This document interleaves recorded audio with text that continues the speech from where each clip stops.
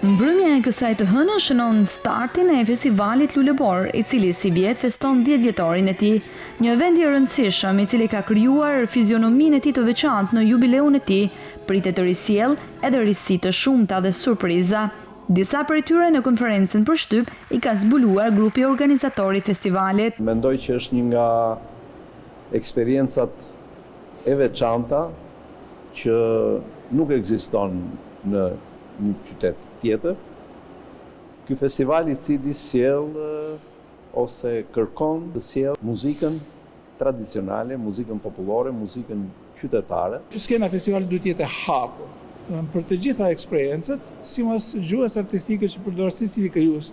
Ajo që duhet ta bashkojë duhet të jetë qëllimi që sipas stilit që shkruhet të ketë një farë identitet që trashëgimi, të kuptohet që ky festival ka një fizionomi të vetë. Festivali Lulebor për mua është diçka e re, është hera parë që dirigjoj dhe që kam kënaqësinë të bëj këtë gjë.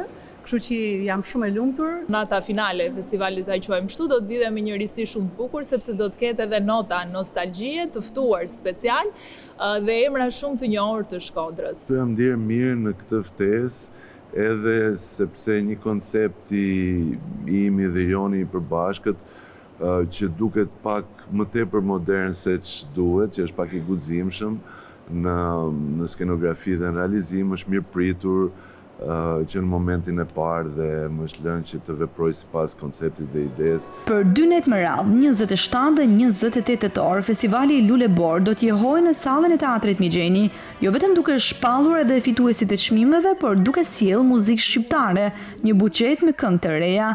Festivali Lulebor është ekskluziviteti i Radio Televizionit Shqiptar, i cili do të transmetojë në ditët në vijim për të gjithë teleshikuesit.